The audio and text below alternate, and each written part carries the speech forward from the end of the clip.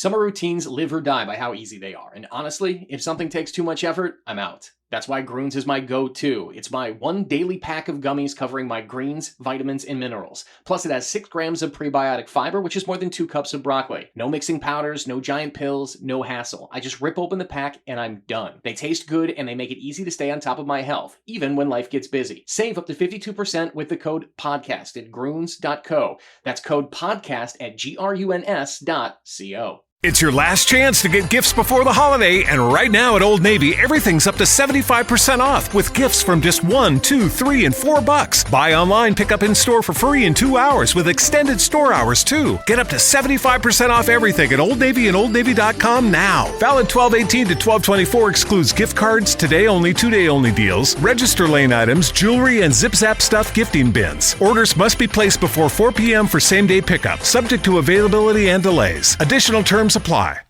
Welcome back to TalkNorth.com. Thank you for listening. If you can, please download before you listen. It helps our business. I'd also like to thank our producer, Brandon Morton, and let you know if you'd like to sponsor this program or any of the programs on the network, you can reach me at jsouhan47@gmail.com.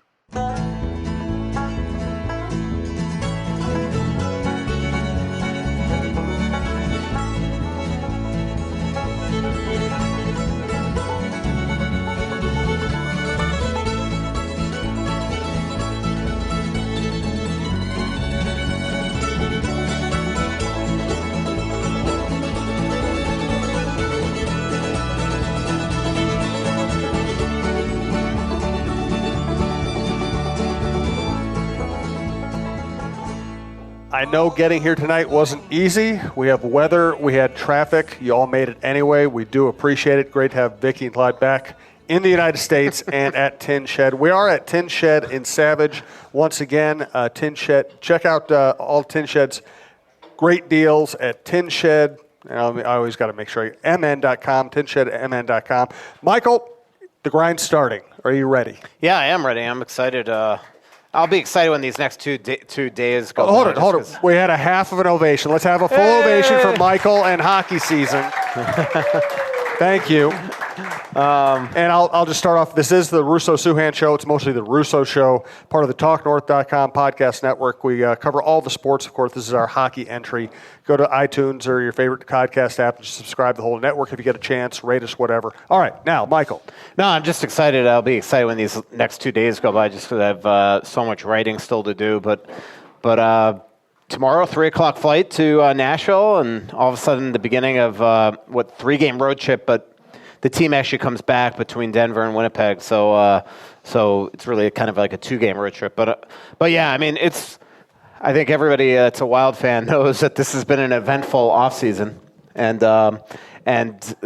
this last month and a half, it felt like the offseason ended a while ago, and so it's just nice to be writing about hockey again. I was talking to one of the players. I was talking to Parisi about that today. It's just nice to actually be writing about stuff on the ice and not all the crap and drama and all that stuff away from the ice. And they've had a good camp. I mean, I was just talking to a reporter right now on the phone from another team that was telling me that he has never in his career covered a worse camp for his team, and he thinks the team, I don't want to say who it is, but he just cannot believe how bad this team was in camp. He'll and how accidentally tell us later, so don't the coach worry. has been trashing them, and they're full of injuries, and here it's been the complete opposite. I mean, things are upbeat. New GM. I think a lot of people feel like some of the issues in the room have been addressed. I know talking to the players today, they think a lot of it was overblown, but they do think that a lot of it last year, Parisi and Stahl both said that they feel bad for the Fialas and the Donatos of the world that came in a real tense time last year, traded into this organization while the team was struggling and traded 4 popular players, and how that could not have been easy. And now all of a sudden they're here from the beginning of camp. They go to Vail. They're part of that team bonding last week. And look, does this all filter onto the ice? We will see. They have a very tough part of the schedule. But I think that a lot of people are really optimistic following what they've seen, at least on the ice so far in training camp. The schedule is absolutely crazy. Brutal. Yeah. I don't remember covering a start of the season like this. The Wild had a really, really, really tough end of the season last year. Boudreau said that they played 20 straight teams that made the playoffs. I don't think that's completely accurate, but it felt like it was close. But this year, 13 of their first 18 on the road. Like, I don't care how good you are, that's a tough grind to start the schedule. So you got to kind of you got to get through this. And treading water is the wrong word, because you don't want to go into this with the feeling like if we're just 500, we're fine. You want to win these games, but this is hard. I mean, to open your season against Nashville, Colorado, and Winnipeg on the road, not an easy start to the schedule, and so you better get some points there, because as usual, the Wild have the ridiculous break between games 2 and 3. So just cosmetically, I say this every year, but just like, optically, if you start off 0-2-1 or 0-3, and other teams have played 5 or 6 games, you are really, everybody plays 82, but the perception is that you're climbing uphill dramatically. So it's just a tough part of the schedule. So, I mean, you don't want to be doom and gloom from the beginning, but it's crazy that the league put a schedule like this together for the Wild to start off the season. Absolutely. You did a podcast with Boudreau the other day. What's his mood like? He's optimistic, and I think a lot of people that know Bruce, he's a positive guy, but a lot of times he's not the most optimistic. And right now, he just really likes the pace of practice. He really likes the way these guys are playing. He just absolutely feels that some of these players, he feels that he could play 4 lines even as long as they're in games. I mean, obviously, if you're down 2-0 immediately in games, ice times are going to diminish, and he's going to have to move things around. But he thinks the way the lines are built right now, that what he did in Dallas the other day when the Wild played their best preseason game is something that he could do throughout the year, where you really have, even strength-wise, the lines playing pretty much the same amount of minutes. And we saw that game. I mean, Mikko Koivu played with Donato and Hartman, a really good line, but even strength-wise, Mikko had the lowest amount of ice time, even strength, amongst the centers, but overall amongst the forwards, he had the second highest ice time, because he's still going to be getting a lot of that chunk of the penalty killing and be a mainstay, at least on the power play to start. And so he just, Bruce is excited about that. And the other thing is, and I don't think I'm putting words in his mouth, but just having Billy here, it's created a whole different type of feeling inside the organization, right from the start with everybody. And so, again, as Bruce said on the podcast, if they lose 5 in a row, all that could change very quickly. But Bruce, I think, is definitely excited to get going here. What do we know about Billy Guerin that we might not have known a month ago? I just think he is a demanding guy. I mean, I know somebody the other day that works for the team that was traveling and wasn't wearing his tie, and Billy wasn't happy and told him, "Don't talk to me until you put on your tie." That he wants you, and he said it in my original Q&A with him the day after he was hired. Remember, I sat down with him, and he said he was groomed by Lou Lamoriello. And there's a professional way to be as an organization. And that means suit and coat on the plane, tie, if you're traveling. So there's parts of that's awesome, that I shouldn't say awesome is the wrong word, but that he's really demanding and structured. But then you see him, hanging out with the guys on the road, and you think he's still a player. I mean, I wasn't at the golf tournament, but I heard the stories of him sitting on the 18th green heckling guys as they were coming in. Apparently they were really hard on Fiala. Hey, thanks for signing, that type of stuff. And in the bars, just watching him talking with players and getting to know these guys. I mean, he knows there's boundaries, but on this retreat, he really wanted to get to know these guys as human beings. Because in a lot of ways, as a new GM, when you don't know these guys, you're liable. And not knowing their personalities, you're liable if there's a trade on the table and not knowing the personality of the team, you're just going to do stuff and not even think of the lives. And so I think he wanted to. That reminds me of someone. Yeah, and he just wanted to, trading guys on the day that his wives do, stuff like that. Yeah. Sending a guy to the minors and JT Brown on the day his wives do, stuff like that. So anyway, I mean, it's a business, but I think that Billy gets it. Obviously, the true test will be when he first puts his stamp on the team. Right now, he's managing a team that was completely built by Paul and Chuck Fletcher. And we'll see how they do. I mean, I'll tell you right now, I mean, we could take pot shots at Paul Fenton all we want, but the reality is that so far, Zuccarello and Hartman look like really good pickups, at least for now. I'm doing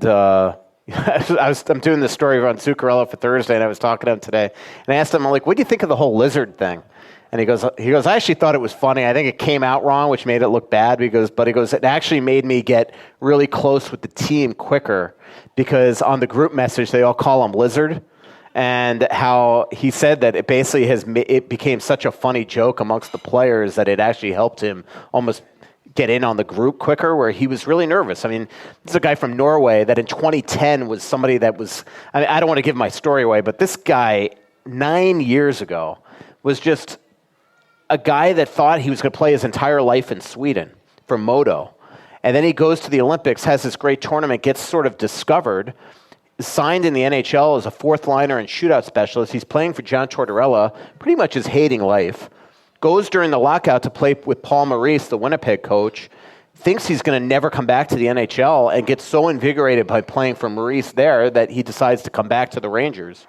And he's been there for 9 years, and so we could all look at him as this professional athlete that gets a bunch of points and is the most highest scoring Norwegian in history, and one of the top. I mean, his love affair with the Rangers fans is like second to none, and it's mutual. So we can think of him as this professional, but then if you think about it, you have this European that's all of a sudden signs his 5-year deal in Minnesota that comes here not knowing anybody. He's probably scared to death. Doesn't matter that he's 31, and so. For him to admit his nerves coming to this new team, I think is pretty cool. And he's just a fascinating guy. And by the way, there are parts of the story, and I think I've said it all along, like the lizard thing that Paul Fenton made that everybody was making fun of him on. Like I actually got the analogy. Like it maybe it didn't come out as fluid as you would hope, but I knew exactly what he was talking about. I mean, if you watch Zuccarello on the ice, I don't want to now put my foot in my mouth and become the next Paul Fenton when it comes to like going viral on this. I'm kind of hoping you will. But this guy uses a stick that's as big as him. I mean, it's crazy.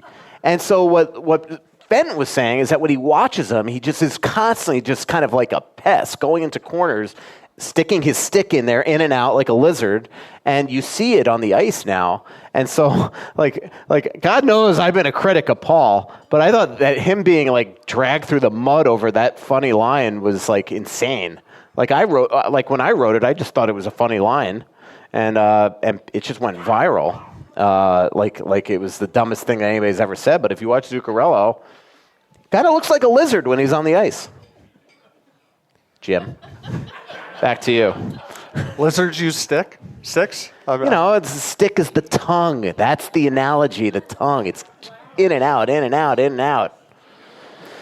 We need somebody to video these so we could have gotten that GIF and we could have put it everywhere. Yeah. So Brandon, that's the next step for this network is to just film him at all times because we're going to end up with some promos out of what he just did. Yeah. Let's thank our primary sponsors. We are at Tin Shed in Savage, tinshedmn.com. Check that out. And you can find all their deals Mondays. They have buy one, get one free pizzas. They also have two for one happy hours, $5 happy hour drinks, $5 happy hour appetizers, 2 for 1 all day, every day, Michelob Light and Coors Light pints. As you can see, all kinds of video games and pinball machines and fun stuff along the wall, tons of TVs, great comfortable place to hang out. So check out tinshedmn.com and come out for one of the shows. Tentatively, now I have a big weekend coming up too. I'm going to New York for 2 Twins games and the Vikings game. If there's no Game 4 at Target Field on Tuesday night, we will do a live show October 8th here at 7 o'clock. I don't know what the odds of that are. So follow us at Talk North Pod on Twitter. We'll give you show updates as well as obviously following our personal accounts. We'll make sure we get information to Talk North Pod on Twitter. Also follow that one just because you can kind of keep track of everything that's going on with the network and the show. We'll just give out Jim's cell phone number and you could just text him. Really, I mean, these days, anybody who wants it already has it. It's really not that secret. So, yeah, I'll give you my cell phone. I don't care. What do you think happens in New York, both with the Twins and the Vikings? I think the Vikings win just because the Giants It's a good matchup for the Vikings. The Vikings, Saquon, right? internally, the Vikings have all kinds of problems, and there's a lot of tension, but the Giants just aren't very good, and it's a rookie quarterback, and Zimmer's good against rookie quarterbacks. It's a bad run defense. The Vikings will be able to run the ball. It'll set up fine. And Barker's out, too, right? Yeah, and Barkley's out. The Twins is going to be fascinating because it's two really evenly matched teams, and this Twins team doesn't care anything about the past history between the teams. It's just such an even matchup.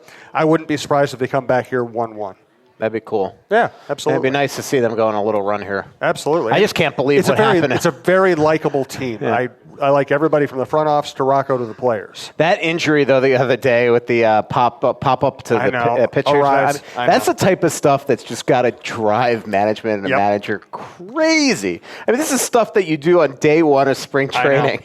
The art of calling off your teammates on a pop-up, and then right before the playoffs, you suffer such a stupid injury. I mean, it's just... And the other one is that this team, the Twins haven't gone into a playoffs with everybody healthy since like 2003. And now they're without Buxton, who might be the best all-around player. So internally, they are lamenting that, although they won't say it externally. Yeah. Anyway, so maybe October 8th, follow us on social media, we'll let you know. We will open it up for live questions. Come up and grab the mic. Brandon will run that show. And if you haven't already, fill out the sheets. And Brian from Tin Shed, thank you, appreciate it. Brian from Tin Shed will hold a drawing for Wild tickets. You do need to be here to enter, and you do need to be here to win when he has the drawing, which I'm sure we'll do later this month. So let me also thank Twill in the Edina Galleria. Everything I'm wearing tonight is Twill. I know it doesn't look that great on me, but you can tell the clothes themselves are nice. And I love this hat. It's like an all-weather, waterproof, warm winter hat. I'm here with my wife, Stacy. We went to Twill in the Edina Galleria the other day. We saw Scott Dayton, and I bought the nicest sport jacket I've ever owned, the most comfortable pants I've ever owned. They're Brax. A nice pair of loafers that I can wear to the ballpark. I think they're called Tracks. And I bought a bunch of Stenstrom short sleeve shirts to go with my Stenstrom nice dress shirts. And, I used to wear just disposable clothes. Now when I buy something, I buy it at Twill. I know it's going to last me the rest of my life, and it's going to be comfortable. And on top of that, it's not just the best stuff you've ever had, but it's really everyday things that you can wear and that will fit all occasions. Twill in the Edina Galleria, twillmn.com, Twill on Instagram. All right, and Vicki, we would like you to come up and tell us about your Russia trip whenever you have a chance. Now's a good time. That'd be great. Vicki, long-time listener. She always sits in the front row here. We missed her when she was gone, but she was in Russia on a trip scouting Kaprizov. So how did Kaprizov look so nice? We tried to find him. Dang. I mean, honestly. But we found Not hard enough. He's only getting hat tricks every single night now. Well, I know. That's because we were there. Yeah. We were his luckies. Yeah. But we went to the mall to try to buy a Kaprizov jersey. And when you only speak English and the sales guy only speaks Russian, it's hard. It does not go well. Yeah. But they only had the Team Russia and the Olympic jerseys, and they weren't cool. We wanted his. Yeah. And then he goes, well, we can give you this, but we don't have enough letters to write it in English, but we can do it in Russian. And I said, well, no one will know who it is. So then we turn out of the parking lot, and there's their arena and their practice facility. So no way. Yeah, which was pretty cool. So that was good. That was our big hockey out. Of course, we you run could have been a hero if you stuffed him like in your suitcase or something. It's not like we didn't try. So it's yeah, I mean, we ran into a couple from Winnipeg, so we got to talk hockey in Russia, which was kind of fun. Nice. So that was good. He's cool. Worried about Bufflin. Well, he should be. I don't think Buff's going to play again. So yeah, I know. Yeah. So it's all good. But I get to name drop. I'm really excited. Yeah. Had lunch with Mike Modano the other day. Nice. It was nice. Yeah. So he's so happy to be here. Yeah. But I asked him, so what's in store for us this year? Kind of changed the subject. So he didn't want to commit. But he loves Billy Guerin, I'll tell you that. Yeah. Well, they're tight and obviously longtime teammates dating back to World Juniors, I think. Yeah. Do you ever watch that show Behind the Glass on the Hockey Channel, NHL? Which? Well, they're doing Philadelphia. So. Oh, you know what? I want to catch up on that because you need to because it's I've wild. seen it on mute in bars and stuff, and I saw Yo on there and Chuck Fletcher in their meetings. Chuck's on it, Brent Flair's on it. They're featuring Chris Stewart, Curtis Gabriel, Mike Yo was on it. Yeah, I was going, guys, like watching a Wild thing. Yeah. I didn't even see. Did Stewie make the team? I don't know yet. It was right down to the line. He was like the last of two, like what situation we're in. Yeah. But I heard Chuck saying very nice things about him to the coach, so I'm hopeful. Yeah, they like him. They do for sure. Well, Russia was amazing. You recommend going, huh? Yeah. Oh gosh, we didn't really have expectations when we went there what it was going to be like. You kind of think cement buildings from the 1950s. Not at all. Absolutely beautiful, spotless cities. I mean, in St. Petersburg, all these beautiful palaces and churches and monuments. We went to the Hermitage. That's one of the second largest art gallery and stuff in the world. And we went to Peterhof Palace, and your mother told me to go to Catherine's Palace. Amazing. Then we got on the ship and went down the river, saw little villages and how the have-nots live. And then we got into Moscow, and it was sort of surreal because you stand in Red Square, you look at the Kremlin's right here, St. Basil's is right here, and it's Kremlin's tomb, but it was amazing. Wow. Yeah. I've heard St. Petersburg is unbelievably gorgeous. It really is gorgeous. When the Wild were in Finland in 2010, I feel like Minnesota got the short shrift because remember they were playing Carolina in Helsinki. Yeah. And they played 2 regular season games there, but you go there just like Philly's doing right now in Chicago, you play an exhibition game. Right. And so the Wild's exhibition game was up in Tampere or something. In Finland, right, where Carolina was in St. Petersburg. They were, and so for 3 or 4 days, and so that would have been like cool to go over there, had it flip where the Wild were actually over there. I mentioned that to Eric Stahl that we were all there for that, and he goes, "Yeah, I believe we beat you 2 games, didn't we?" Yeah. One was in a shootout. Well, Russia looks a lot like Finland, flat, lots of trees, that kind of thing. No mountains to speak of, but it was pretty cool. The other thing I remember about that, I think Clutterbuck had a hat trick in that exhibition game. I sort of remember that. But that was the trip, I don't know if you remember, where they were playing, Carolina was playing the KHL team, St. Petersburg. I think they had guys like Kovalchuk on it, and I could be totally wrong, but I'm pretty sure. And Carolina, it was an exhibition game, and the St. Pete team was going out and trying to hurt the Carolina players. And it was a huge. I remember Jim Rutherford was the GM, and I think Paul Maurice or Laviolette was the coach. Can't even remember at this point, but just the nasty quotes coming out of that game of them going after guys like Eric Stahl. I can believe that. I can believe that. But the people there were wonderful. But the police and the security were scary. Yeah, really scary. So I bet. I need some clarification here. Yeah. 4 podcasts now? 3. No, this one. Yeah. Straight from the source, full hour from time to time. What's full hour? No, full 60. Oh, no, that's with not Craig. me. You're on there from time to time. Oh, yeah. I mean, every now I'm a guest on a and podcast. then the athletic hour. Yeah. Yeah, it's a little too much. But I'm not ever quitting this one as long as I'm not fired.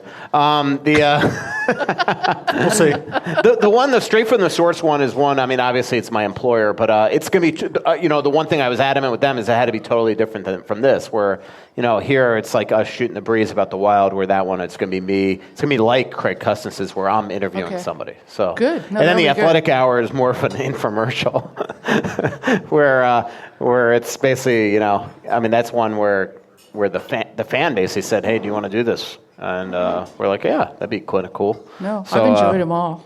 Well, I appreciate it. Yeah, it's good. It's thanks. all good. I do want to mention we have a gold star person here tonight, Marty. First time here. Oh, nice. Drove from Rochester. Thank you, Marty. We appreciate it. Yeah, so that's a cool thanks. thing. So we're glad to have him here. So I wouldn't drive an hour to see either of us. No, but either I appreciate that you do. especially in the rain. Yes. Yeah. for sure. That's all for me. Thanks so much, Vicki. Yeah, appreciate thanks. it. Oh, by the way, 2 Russian thoughts. I covered the Olympics in Turin, Italy, and I really think one of the highlights was the Eastern European and the Russian fans. They wore goofy hats. They got drunk as heck. They were a blast. Yeah. And the other one is Roy Smalley, our baseball expert on this network, recommended this to me. It's A Gentleman in Moscow. It's one of the greatest pieces of writing I have ever experienced. Gentleman in Moscow by Amor Towles, Towles. You don't have to, whether you want to know more about Russia the way it was, or if you just love good writing, I highly recommend that. Yes, sir. By the way, half the Wild team is a butcher in the board right now if you want to leave the podcast. Let's go. See, I always find out where these guys are. Let's go. If Rask isn't on the team, does Stafford get a contract? I don't know. I mean, I think if Stafford had earned, Stafford Look, I like Drew, but if he had come out and earned himself a job, they would have put him on the team. I think they felt like he just at this point wasn't better than the guys they have in the minors or the guys on the team, and was just going to waste cap space. But most likely, Rask is just they're stuck with him right now, and man, does he not help himself? Like this guy, like at practice today. It's the first practice before the season. You're the 13th forward. You're not in good standing with the coach, and he's the 4th guy off the ice. Like, it's just not bright. And everybody sees it. I mean, it's just not bright. Like, what are you doing, dude? And he won't talk to the media right now. Like, I get he feels like a punching bag. I mean, this is not easy. I feel for the guy. He comes here and, like, even though he failed the skating test, like, I'm telling you, I'm looking at him, he's not in bad shape. He can't skate. It was, but you got to be smarter. Like, this is like the time where Michael I'm never sorry. defends me. It was the same thing with Pontus Aberg last year. He gets here and he takes his options off, and he's one of the first guys off the ice when you're being scratched every fourth night. Like wake up. Like, this is the time, whether you want to or not, you better stay on the ice with the assistant coaches forever. Until they tell you to leave. Like, it's just, God, man. Like, people like that drive me nuts. Thanks for getting Michael all worked up. Anybody else want to get Michael worked up? I just don't get it. I don't get it because he can be a good player, but you gotta at least, again, show that you're willing to put in the work. And today was, and God forbid I'll feel like crap tomorrow if I see he's not on the ice and he got hurt or something. But I just could not. I was blown away when I saw him walk in the locker room this morning. I just couldn't believe it. Like, are you I looked around the room and I saw nobody's gear on their stalls. I'm like, all right, I counted. He's 4th fastest off. I'm like, whatever. Have you been around any other players who did that, who were writing their own ticket out of town? I was talking to him about. I was talking to Billy Guerin and Vail about a player in Florida that was like that biggest waste of talent that I ever covered in my career. I don't want to say who it was because I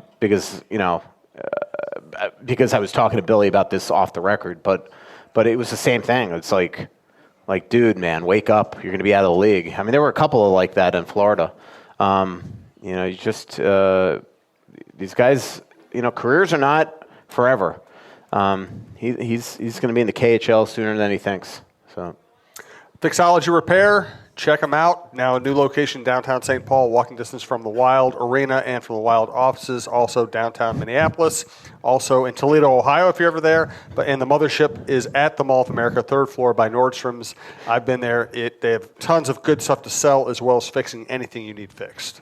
Hi, this is John with Fixology Repair. For the better part of a decade, we've been privileged to serve you for all of your jewelry, watch, and smartphone repair needs at the Mall of America. Since Minnesotans largely hate going to the mall, we expanded 2 years ago to reach you in the Minneapolis Skyway. And now this year, we're pleased to announce we have a new location at Wells Fargo Place in the St. Paul Skyway. All 3 shops are equipped to help with your watch and cell phone repair needs on site, while all jewelry, computer, and game consoles will be completed at the Mall of America store. Please bring us your repair challenges, and don't forget to mention the Talk North podcast for a 10% discount on all of our services. I'm laughing because I could see Brandon get a panic text from me at 10:30 tomorrow morning.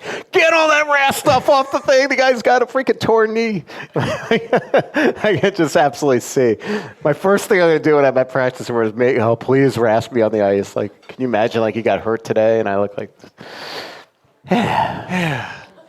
luckily Brandon's got the magic fingers. He can get rid of it. The great thing is Brandon and I always tell Michael that we take the embarrassing stuff off. We never do. It's still on there. You can still find it. You don't listen to the podcast. You'll never know. No, it's like my articles. I never read them after they're in print just because they drive you crazy. I think I told the story the other day somewhere. I don't know if it was on the last podcast, but I was doing this story on Luke Cunnin about his juvenile diabetes. And so I went back in my article in the Star Tribune to read my Riley Tufte story to just sort of refresh my memory on the disease and everything. And I remember being so proud of this Tufte story. And then I read it. I'm like, because I never look, I didn't realize what they chopped it into. And I was just like, it's the facts of life and working for a newspaper, I was just talking to Dan Mizutani today from the Pioneer Press, who's doing a really, really cool story on Matt Dumba. And he's it's stuff that I never have to think about anymore. Like he's really being like he's trying to figure out when it should run, because he wants to make sure that he gets the best possible space. But the problem is, you got the Vikings going, you got the Twins in the playoffs. I mean, right now is a tough time if you're a newspaper writer covering the Wild. Where for me, it really sort of doesn't matter. I mean, even though right now I'm sure a lot of people are reading Twins and Vikings, still the internet. It's still going to be the main of the Wild page. It's still going to be high up on the Minnesota page. You're still going to tweet it out constantly. So it's not the same thing. And you don't have the space constraints. So where the newspaper writers right now, like Sarah and Dane, it's like every day, it's like, notebook. So True. Yes, Mary, thanks for coming out again. Good to see you. Yeah, of course. Glad to be here. What do you think about the opening night lineup? Koivu, second center. Yeah, I mean, now a lot of this, everything. people I did see, I tweeted that out today, and people were like kind of freaking out. And, again, a lot of it's matchups. Like, I think Bruce is looking at the matchups that he wants to use against Nashville. It could be very different against Colorado. Oh, yeah, because Sealer versus he's putting in Soucy. Right. But I mean, I'm talking about like who he wants to match up against Nashville centers. And I do think that he wants to deepen out the lines. And, I do think that he wasn't exactly enamored with Cunnin as second-line center or Donato at second-line center. I mean, the Wild have an issue there. I mean, center-wise, this team is not very deep. They don't have a true number one center on this team. At this point, they really, it's like three number threes, being kind maybe. It's an issue. You mentioned Mike Modano. I mean, I remember the '99 Dallas Stars team, and that centers on that team that won a cup. I mean, it was like Modano, Neuendijk, Arnott. I can't remember who the other center was, but I mean, it was like just like holy mackerel. Three number one centers on that team. That's how you win. And so that's an issue on this team, which is why a lot of people are going out there and saying Billy Guerin's aggressively going after a number two center. It's not that they know this. It's that they're looking at this team and saying, well, where's the hole? That's where it is. It obviously is. So. Okay, thanks. Yeah. One comment on Granlund. I'm happy to see it looks like he'll be playing with Duchesne and Forsberg at least for the first game. So anxious I'm sure to see he's how he happy does. in a contract year. Yeah. I mean, that one-touch pass that he made the other day it was Duchesne to Granlund to... I forget. I don't know. I don't think it was Forsberg. It might have been. But that was a great play by Granlund. Yeah, I think it might have been Johansson. That was a great play. In a contract year, if he's playing with them, he might get his $8 million. Yeah, although I listened to the podcast, Nashville's podcast, and they said if he plays good this season, he'll price himself out of a contract with them. So anyway. Well, as well as I do, one guy that would take him back right this second. Yep, Coach B for sure. Yeah. Thank you, Mary. Appreciate it. Enjoy Nashville. Yes, sir. Thanks for driving up. I'm going to probably not give you Granlund's cell phone number. Sorry. Thanks for taking my question. I saw on the interwebs today that Kaprizov scored another hat trick. Yeah, second. Is he the real deal, and will his talent translate well in the NHL? I think it will. I mean, those goals today, that's not just like, that's like, look, obviously the cynics are all going to say, well, it's the KHL, blah, blah, blah. I get it. But look at that goal, the third goal specifically today. I mean, that's the way he throws that guy off, his burst of speed, his anticipation of flying through the middle of the ice to get that puck. This kid's unbelievably talented. Unbelievably talented. Now, will that translate immediately here to being, a 40 goals? Who knows? I mean, he's going to have to develop. It's going to be a culture shock. Vicky just talked about what it's like to be in the middle of the Red Square and seeing security everywhere. I mean, just imagine now this Russian player that barely knows English, although he's taking English lessons apparently, coming here for the first time, knowing nobody. I mean, that stuff's not easy. I mean, just imagine if one of us went over and decided to go play in the middle of Russia, One day I want to I should do a story, is John Blum, who used to play for the Minnesota Wild. He played I think he's in the Finnish Elite League or Swedish Elite League now, but for years after playing here in Minnesota, he went over there. And I think he's played in All-Star games with Kirill as well. So one day I got to get him on the horn and do that story.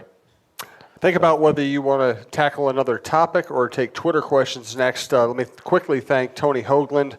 I want to make sure I get the deal right. Tony is sponsoring 3 shows on the network, and he's offering charitable donations.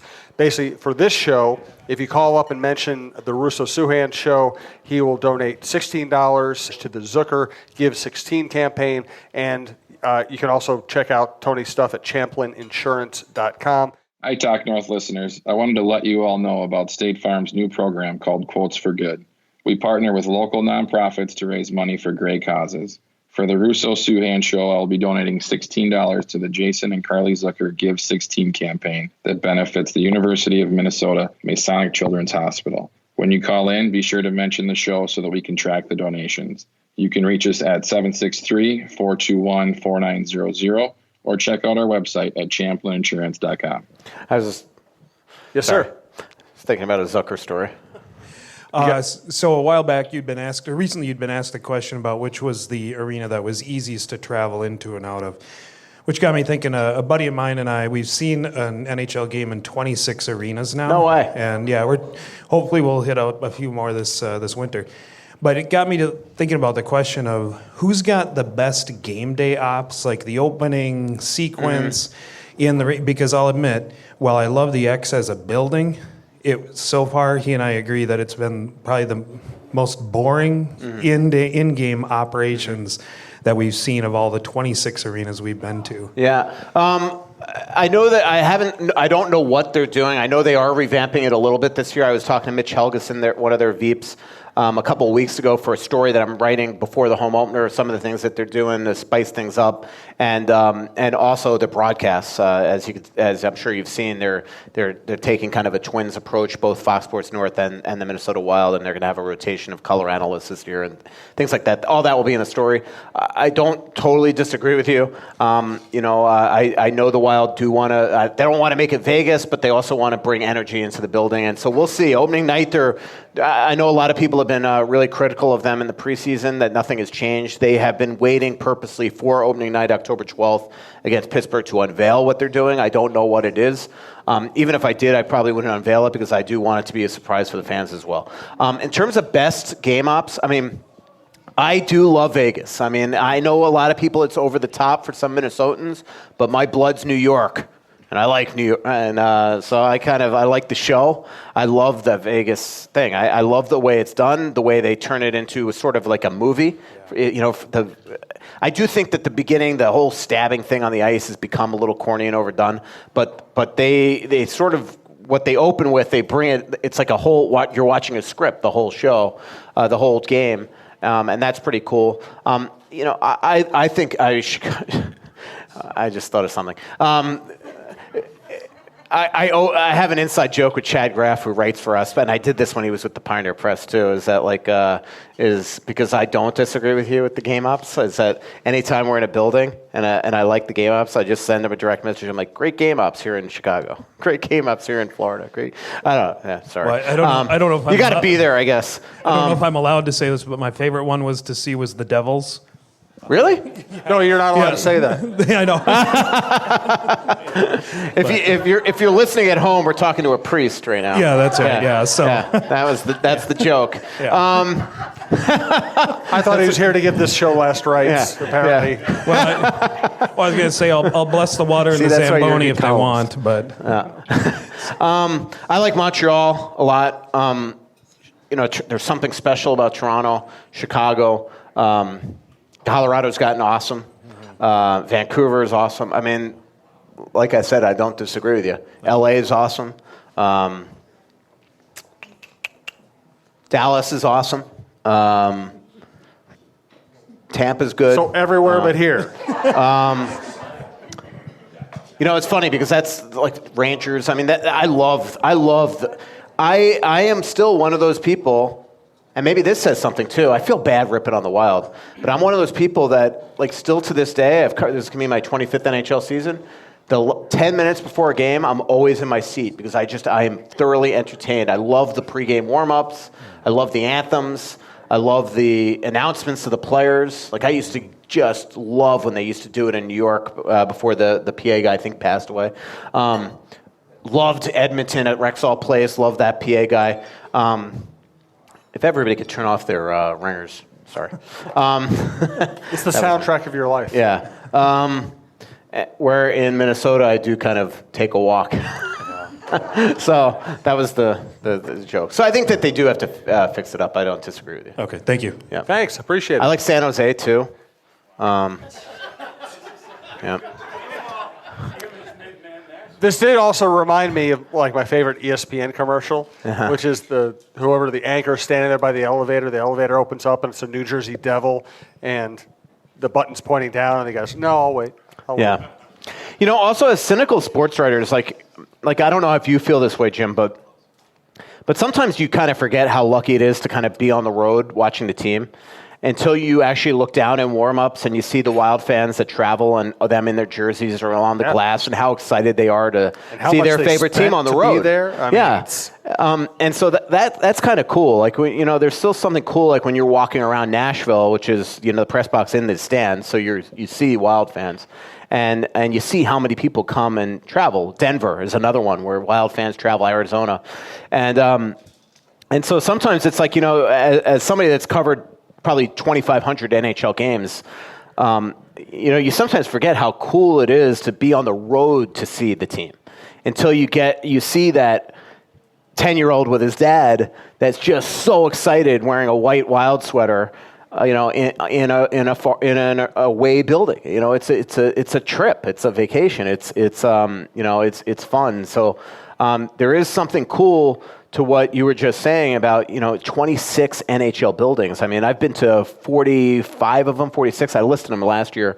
Or in the Strip, I've been to I think 46 or 47 NHL buildings now.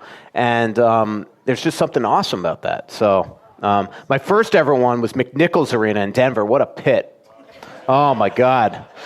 The press box was in the upper bowl end zone. So it was great looking down on your end, but on the other end, this is this is 90s. So you don't have the great TVs that we have now, things like that. So if you missed a goal on that side of the arena, you better pretend you knew it. You better ask around. I've told the story before where I was in 1994. I think it was 94. I covered the last exhibition World Cup game before the World Cup, USA versus Mexico at the Rose Bowl. And I'm in the press box. USA won 1-0. They scored in the first minute of the second half, and I was in the bathroom. And I have to write an 18-inch article for the Sun-Sentinel. And so I came back, and every single word that the reporter next to me described as the goal was in my story, so I hope it was right. He told me exactly what happened, how the ball got there, and I'm like, oh. And I just prayed that he was giving me accuracy. So this segment brought to you by AdultDiapers.com. So one last note before we get to our next live question. Somebody might have been 96, by the way. As someone who covers all the sports, I think one of the coolest things about hockey is the way the players burst onto the ice and just skate like crazy right before the anthem. Some other thing, I still remember to this day. I'm sorry to make you stand there with the mic, by the way, but not to get the old romantic think about my youth. But when I was a young sports writer, a teenager, we're talking teenager. I started working at the Sun-Sentinel at 15 years old. And anyway, I've told this story before, but I started covering where I grew up an Islander fan, moved to Florida. There's no hockey. There was this thing called the Sunshine Hockey League. 4 teams in Lakeland, Daytona Beach, West Palm Beach, and Jacksonville. And I covered the West Palm Beach Blaze. The commissioner of the league was Bill Nyrup from Medina, Minnesota. The owner of the West Palm franchise was Bill Nyrup. The GM of the West Palm franchise was Bill Nyrup. And the coach of the West Palm franchise was Bill Nyrup. And so I used to cover every single game. I'd go there. I'd write 20-inch articles. It would get cut to, honestly, 3 inches in the starch in the Sun-Sentinel. It was crazy. But I was relentless. I went there every single night to watch this. And what I loved every moment was at the beginning of the third period, so between the second intermission and the third period, as the players went on the ice at the old West Palm Beach Auditorium, pitch black in the arena, they played the Hell's Bells song. And that sound of the guys coming out to the ice with that dong, dong, it was cool as, sorry. Oh, yeah. There you go. Religious people can't hear that Thank word. you. I'll go to confession tomorrow. So. Yes, we could kill two birds with one stone, and you could just do it now. Thank you for waiting so patiently. Yeah. Michael's taking a breath. Now's a good time to jump in. That's okay. Hi, Mike. Hey. Say, just following up on the Kasparov comments, Lou Nanny today had indicated that he thought Kasparov would be here next year for sure. Yeah. Are you that optimistic? Yeah. Well, his contract ends this year. If he wants to play in the NHL, he has to come at some point, right? His contract ends. Billy Guerin is going there to talk to Kaprizov November 30th to December 3rd. I think I reported that the other day in a Q&A I did with him. And he wants to play. And, for all these people that keep on tweeting, he'll never play for the Wild, he'll never play for the Wild. If he wants to play in the NHL, he has to play for the Wild. Like, I can promise you, unless it was some no-brainer for a superstar, I don't think Billy Guerin's first move as the Wild GM, or one of his big moves, is to trade the rights to the guy that Wild fans have been craving for since 2015. It's just not going to happen. So if Kirill Kaprizov wants to play in the NHL, it's got to be in Minnesota. Now, 3-4 years from now, when he's an unrestricted free agent, I can't promise you anything. Maybe he'll be playing for the Devils with Nikita Gusev. But the reality is that he's going to probably have to start off here. I think it's a good sign that he's learning English. I think it's a good sign that every single Wild tweet and Wild Instagram post that he likes. I mean, I know that we can't make anything of that, but he's obviously paying attention to what's going on here. I could tell you that I don't know if he reads my articles, but when I tweet about him, or when I where he's mentioned, or if there's something cool with the Wild, all of a sudden I get a thing on my phone. Kirill Kaprizov liked this tweet. I mean, so I think that's a good sign. And so I think he's coming. I mean, and also I've met Billy Guerin. I think he's pretty persuasive. I have a feeling he's going to go there and try to persuade this guy. Just like Paul Fenton tried. Paul Fenton couldn't get him to come over here and break his contract. Chuck Fletcher, that thing went awry. I think Chuck regrets some of the things, the way that was handled, that got him to sign that 2-year extension. I think he trusted that everything was being given to this guy and not lost in translation with his old agent. And his old agent just apparently didn't have the influence that I think that the Wild thought that maybe he had. I mean, that was just a weird situation. I mean, his old agent's a great agent. So it just, things just went, you're dealing with Russia. This isn't, I hate to say it like this, but you're not dealing with Finland, you're not dealing with Sweden, you're not dealing with Germany, Italy, Switzerland, whatever, Norway. I mean, Russia is just a different thing there. There's pressures there that none of us can relate to. And he was under immense pressure to sign that 2-year extension. We saw in the World Championships before he signed that contract, they humiliated him. They put him on the team and they didn't play one of the best Russians at shift in that tournament because they were essentially holding him hostage. And so I think that we all got to appreciate that that this was just something that unfortunately the Wild didn't have control of, and there's a reason for it. It's just a different world over there. So. And then just a follow-up question. Lou also indicated in agreement with you that the Wild is center challenge this year. Big time. What do you think Billy can do? Does he have some flexibility? Does he have options? I hate to say one of his options might be trading Zucker, but no, I'm not going to start it again. But the only options right now, especially with Patterson hurt, so you're not trading any D. His only options would be they do have a lot of wingers, and remember next year, if you really want Kaprizov on this team, they're going to have to create a hole for Kaprizov. Though, so I do think if you're going to trade acquire a center, you're going to have to probably trade one of your good wingers. Now, I don't think he wants to trade Zucker, but Fiala, Donato, could it even be Cunnin or Greenway? I don't know, but at some point you're going to probably have to make a move to get a center. I mean, this team needs centers. I'm telling you. Like, I don't want to just pull the plug on all the optimism I've told you about this team, but it is not sustainable to play an NHL season with this lack of center depth. It's just not. So, I mean, second line center, there were 2 days before the season, and all of a sudden Mikko Koivu just shows up there where all camp long he's been basically playing the third or fourth line. I mean, Donato, Cunnin, and like fans on Twitter are trashing Boudreaux. His job is to win, and Cunnin and Donato did not look right there. I mean, Cunnin, in both his preseason games that he played in Dallas and Minnesota, did not play well between Zuccarello and Parisi.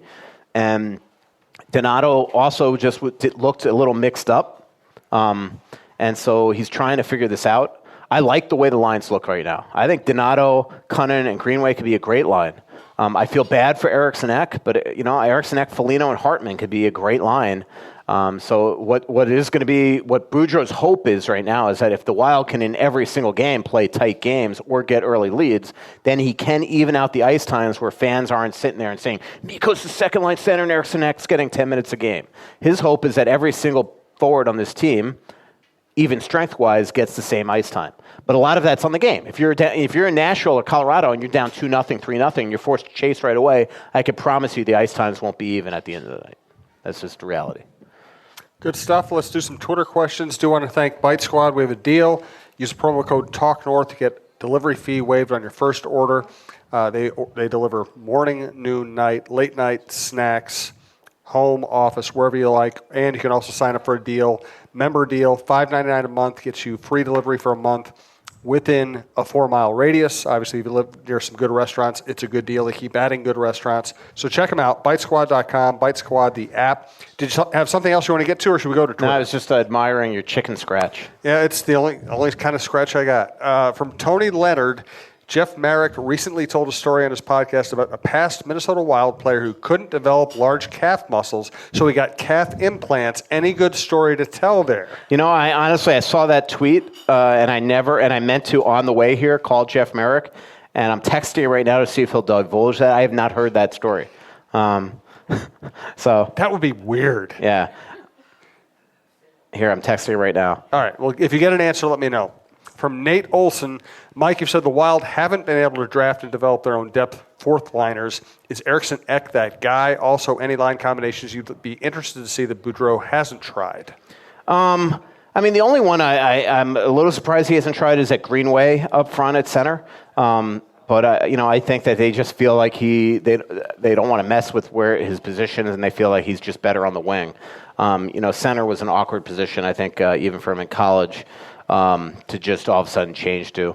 In terms of, you're right, I have long said, why are they always signing the Eric Nystroms and the Darryl Powers and the Brad Stalbitzes? This is where you should put the Jerry Mayhews and people like that. That's more who I'm talking about, developing and putting them there rather than going and spending a bunch of money. But not so much Eriksson Ek. Like, you should not draft a guy in the first-round pick and think that you're developing him into a fourth liner. So right. I feel for this guy. He comes into camp ready to play every single year in totally perfect shape, and then here we are again because they're aged up front. And this is why, again, the Rask trade made little sense because you were just theoretically, if Rask was a normally good hockey player, when you acquired him, you knew you were putting him ahead of Eriksson Ek. When you re-signed Stahl, you knew you were shielding Eriksson Ek back. But that's the reality. Paul Fenton did not admire most every single player on this team. He did not like Granlund. He didn't like Coyle. He didn't like Niederreiter. He didn't like Zucker. He was always asking, what do you guys see in these guys? Ek was the same thing. He was trying to give away him at the beginning of last year. So I think that in his mind, when he was getting Rask, re-signing Stahl, it didn't matter to him that he was blocking out guys like Ek. Interesting. From BJ Bonin, how are the left shot right wing doing, especially if in regards to keeping right shot Cunnin at center? What's that? How do the left shot right wingers, how are they looking? Left shot right wingers, Zuccarello looks fine. Cunnin's back at center. Greenway he's looked good since he's moved to right wing, and Fiala, in the little that I've seen him, he looks fine. But again, fit wise, where I'm more concerned is the power play. They just everything's still pretty convoluted up there. So. From Carl C., did you get an answer yet? No, I forgot. I left the text and now it disappeared. So now I got to rewrite the text. From Carl C., what does a potential GM do to impress an owner? Does he do PowerPoints? Does he talk about future moves? Does he express confidence? I mean, how do you make an impression? It's a good question. I mean, I could tell you that when Brian Lawton went for the job, what I hear is that he came in with a really impressive display and research and everything to show them, from cap to potential trades to projections to everything. I don't know how everybody does it. I know Billy impressed them. I think Ron Hextall came in and impressed at the beginning as well. So everybody's different. So if you're talking about the interview process, I think so. That would be that. So. From our friend Bill, I see Sealer is still in Boudreaux's doghouse. He saw limited games in the preseason. How is he expected to work his way out of the doghouse? Sealer? Yes. Hang on. Sending Merrick the text. Hopefully he responds. I if he didn't say it on his podcast, like that text. person that asked Tony Leonard, if Merrick didn't say who it was on his podcast, my guess is it's not something he's allowed to divulge. Probably not. I will say this. I know who it is. It just dawned on me.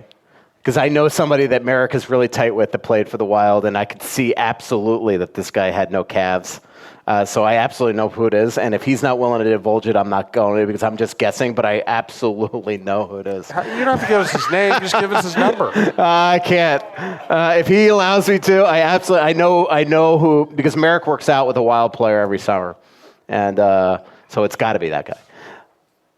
And that guy, I could tell you right now, is the skinniest big man that I've seen on the Wild. So I could see where he would be the guy that needed to get calf implants. Next, nobody. What was your question? Calf implants. Let's see. I'll give him half of mine. Oh, Sealer. I think I do think that. Look, last year it was easy to just blame Fenton because of Potato, right? Fenton's not around anymore to just kick and say he's the reason why Sealer's not playing. So this is obviously a Boudreau thing. I think that Boudreau feels that he hasn't improved this year. I don't think he's liked his camp. I could tell you that Bruce hasn't liked the composure that he's played with in some of these games. So I still like Sealer a lot. I still think that you're going to need Sealer. I could see Soucy playing opening night, and if the Wild lose, you're throwing Sealer in against the Landeskog's or the McKinnons of the world. But I think that with them playing Nashville, we just talked about, Forsberg and freaking Duchesne and Granlund and Johansson potentially on the number one power play. And then you have McKinnon and Makar and Landeskog and Rantanen and Gerard or Johnson on their number one power play in Colorado. And then you got Scheifele and Connor and Wheeler and them on number one power play. I think Boudreau is scared to death that this guy is going to take penalties. And so I'm sure that Boudreau has talked to Sealer about it, and what he's got to do is just play a more composed game from Bruce said it today, he gets too wound up on the ice. So thanks again to Tin Shed in Savage. It's right off 13. It's easy to get to, and another cool feature of going to tinshedmn.com is they have This Week in Sports, and they will tell you what they're going to have on their big screen TVs. I'm sure it's not all they're going to have, but you can find out which NFL games are playing, what college football games are playing. They obviously will have the Twins and the Vikings on this weekend, and they will have the Wild opener on Thursday night. So that's another good reason to stop by here. A couple more Twitter questions. If you have a final live question, pop up here before we get done. From JP, how long before Kadri is the most disliked player by Wild fans? It could be by Saturday night. Remember when he ran Backstrom? Yeah. Yeah, that was insane. Yeah. From Russo Slacks. Oh. How does it feel to do this is directed to me. Jim, how does it feel to do a podcast with the top podcasting talent in the hockey world? It feels awesome. Yeah, it's awesome. As Brett Favre would say, you gave me my start. Awesome. It's awesome. Boy, that is a nice shirt. It is. It's got that soft. Nice, stretchy, soft material. Yeah. It's a great shirt. I think it's a Peter Millar from Twill. From Elin Pooks L. Finally made it out. Oh, you're here. Did I pronounce your name right? Say it again? Alon. Thanks for being here. I appreciate it. From Greg J. Listen to the last podcast. What did you mean by it's the hands that go when a hockey player gets up there and experience? I get the legs going. What do you mean by the hands? It's the old Yari Curry rule. When you realize, when all of a sudden the hands slow down and you can't snap off a shot quick, that's what I mean. So didn't we see that with Pominville? Yeah, we saw it with Pominville. We've seen it, you just all of a sudden that puck gets by the net, and where years ago you would either deflect it or you'd turn around and shoot it in, it's like everything's just slower. And Yari Curry used to say that it wasn't his legs that went first. He knew that he was done when his hands went. And so that's what I meant. Hopefully that at least explains what I'm talking about. But here's a good example actually. It's Thomas Vanek. When he was playing here, he didn't have the greatest legs, but he did still have his hands, man. I mean, You saw some of those deflections that he made, or when he dipsy-doodled it around, who was the Winnipeg defenseman? Last name started with a P. Can't remember who it was. Was it Pullman? I think it was Pullman. When he dipsy-doodled around him for that crazy goal, that's a pretty sweet move, and so now all of a sudden, I don't know. I didn't watch a lot of him last year, but it seems like he's obviously without a job right now. From Sam Randall of the Young Bucks, who has the most trade value? Of the Young Bucks, I would think Greenway and Cunnin, just because of their contract statuses. Where all of a sudden, and maybe Donato because at 1.9, but Fiala, at 3, it makes it a little more difficult. But probably Cunnin and Greenway, I would think. From Andrew Nicius, I hope I'm getting your name right. Now that Spurgeon has a long-term extension in place, who has the most trade value, period, on the roster? Probably Zucker. I mean, it's still 5.5. I think that's a good salary. He does at least have a little no trade protection right now.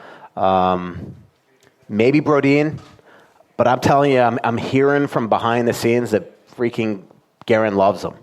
And it's hard not to. That guy had an awesome camp. I mean, I know, sometimes there are some people that maybe just only see points, and maybe maybe Brodin drives them nuts. But what this guy's able to do, footwork wise, is just out of control. Sometimes, I mean, he had a great camp. I'm not saying he's going to get an extension too, but another guy that Craig Leopold told me on the record the other day that Guerin absolutely freaking loves. Everybody out there right now is going to crash their car. Is Mikko. And trust me, Leopold promised me nothing's imminent in terms of a new deal, but he thinks that it's way too premature to just say that Mikko's done in Minnesota after this year. Damn. So I'm just telling you. Guerin has not told me that specifically, but I could tell you that that Craig made it extremely clear to me the other day that freaking Guerin loves everything about him: his leadership, his stature, his demeanor, the way he plays on the ice.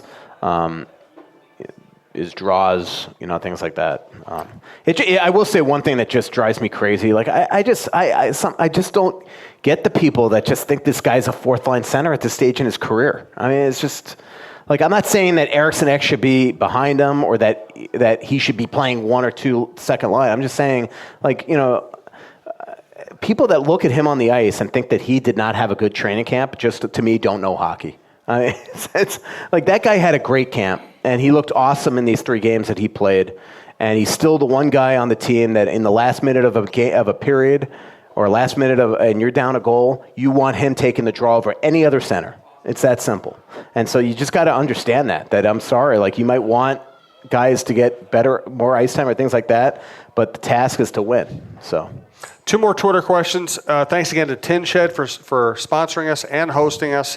Again, follow us at Talk North Pod on Twitter for upcoming show dates, and we will get those to you as soon as we know.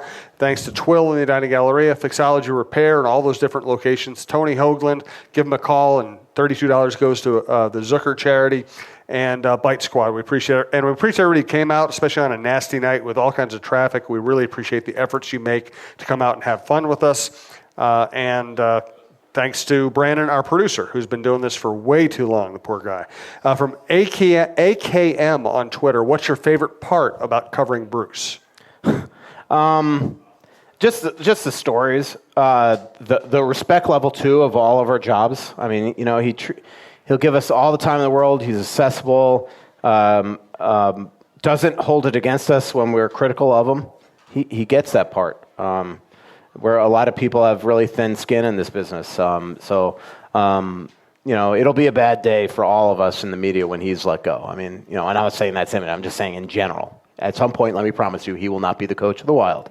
And that day will be a bad day for all of us just because of the way that he treats us. And that's all we want. I've covered a lot of coaches that treated us great.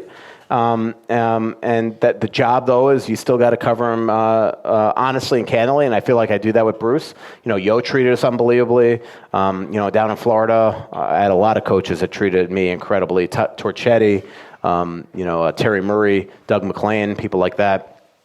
That's just part of the gig is you're hired to be fired.